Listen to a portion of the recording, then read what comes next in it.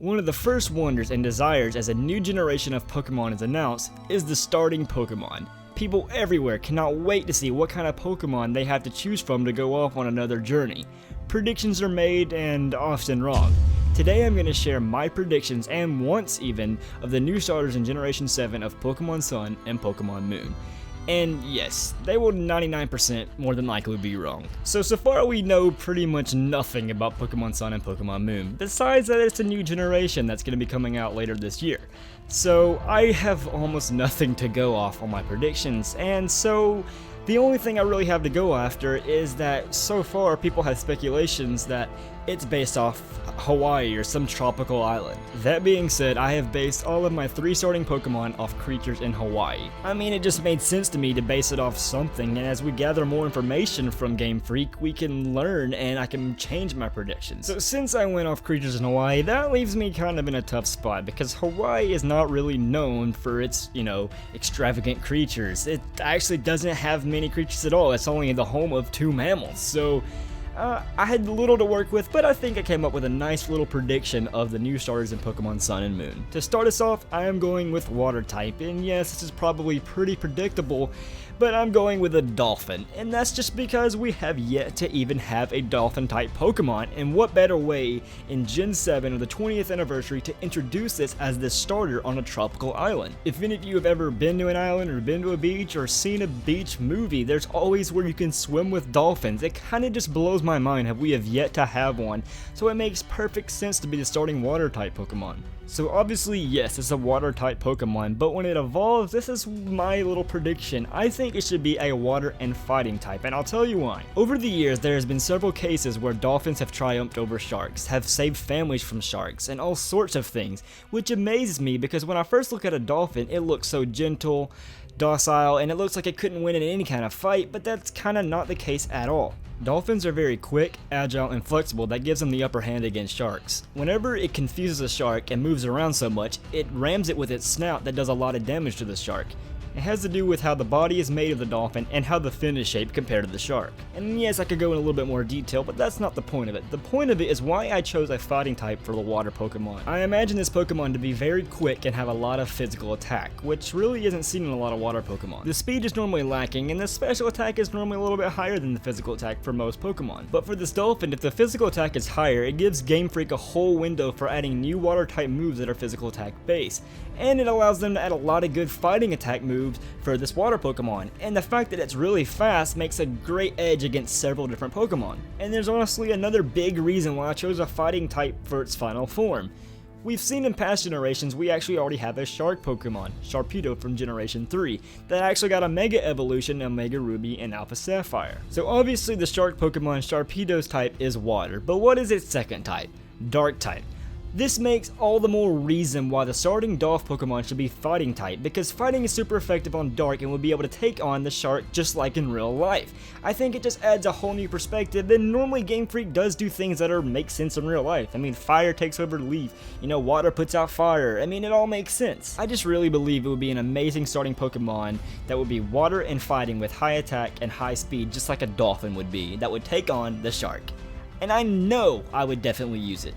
Next is our fire type Pokemon, and I already said this and I'm probably going to end up saying it again, but Hawaii, it doesn't have a lot of creatures, but there is one that really stood out to me, and that was the small Asian mongoose. Hawaii is widely populated and probably overpopulated with this creature, and yes, I do realize there's already a mongoose Pokemon, but a ton of Pokemon are copied over. There's a lot of Toad Pokemon. We got Greninja, we got Seismitoad. It's gonna be hard to a point to not copy one, and there is only one other Pokemon that doesn't have an evolution or a Mega Evolution that kind of just got put away, so it's gonna be a small Asian mongoose. For the typing of this Pokemon, it's gonna be fire and dark, and one of the main reasons, I know it's nothing too major and too, sophisticated, but I think they could come up with some crazy designs for a fire and dark mongoose. There's also another big reason that I chose dark type, and I actually chose all of the secondary types of the Pokemon that I'm going to explain at the end of the video when I talk about the grass type Pokemon. But to me, the dark type reminds me of like a mischievous shadow Pokemon, if you will, you know, and mongooses fit that description to me because mongooses look so friendly and nice, like people would like to keep them as a pet, but they're not known to be really that friendly. Also, mongooses have been known to take on like snakes and stuff, and you know, even though they could die from their venom, they still take them on and actually kill the snakes. I did try to find something that would, you know, take out like poison type because it takes on like Arbok or something, but nothing really fit. I even tried fire and electric, which really didn't work, but we are still yet to have that, so I wouldn't be surprised to see that in this game. But this Pokemon that I've been showing on the screen is a good example of what it would look like. I'm not saying it is a mongoose, but any kind of pictures or art or fan art that I've shown on the video is linked in the description below. I want to give credit where credit is due, but I just think it'd be a great starting type Pokemon because we have yet to have a fire and dark starter. Now for the grass type Pokemon, and this one I originally thought of like, you know, coconut tree on the tropical island, but we kinda already have one of those, so I couldn't really use that. And honestly, like I said, Hawaii does not have a lot of animals, so I really didn't have much to go off, but I went off the praying mantis. And yet again, yes, I do realize there's already a praying mantis Pokemon that is Scyther that evolves into Scizor and even has a Mega Evolution. But they actually have had two fox Pokemon that are based off fire, the starter of the last generation and Vulpix, so yet again, we are gonna let this one slide.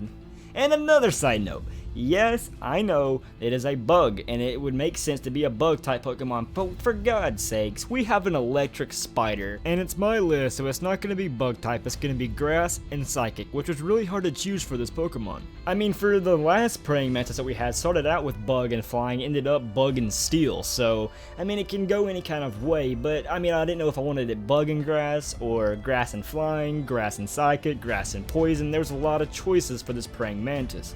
And also, the gnome praying mantis that are in Hawaii have green wings which look like leaves, so it's gonna be a grass type. But for the reason I chose grass and psychic is we haven't really had a lot of those, and it just looks like it could be a psychic type Pokemon and use psychic and confusion and stuff. I mean, it just looks freaky, basically. I've been re-watching the original anime with Ash and Pikachu, and as I go against Sabrina, Sabrina's a really interesting weird girl, and I really think she would use a psychic type praying mantis. And also there's another major reason why I chose this, and it's gonna be kinda hard to explain, so bear with me.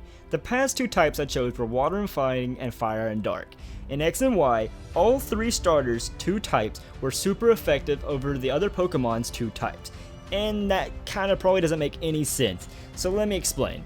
Chestnut was grass and fighting, which is super effective on Greninja's water and dark. Grass over water, fighting over dark. And then Greninja's water and dark is super effective on Delphox's fire and psychic. Water over fire, dark over psychic. And then Delphox's is super effective over Chestnut's, fire over grass and psychic over fighting.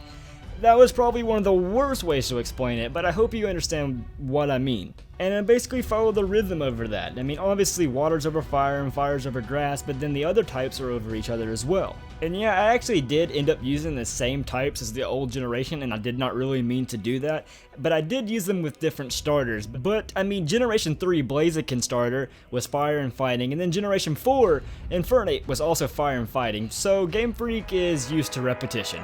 But that pretty much sums it up, guys. Thank you for listening to my predictions of the starters for Pokemon Sun and Moon. If you did enjoy, be sure to give the video a thumbs up, and if you are new to the UG Nation, be sure to hit that subscribe button for more content like this, top 5s, top 10s, Nuzlocke, versus anything you can think of. And as always, guys, this is not just a channel, it's a family. I hope to see you guys around.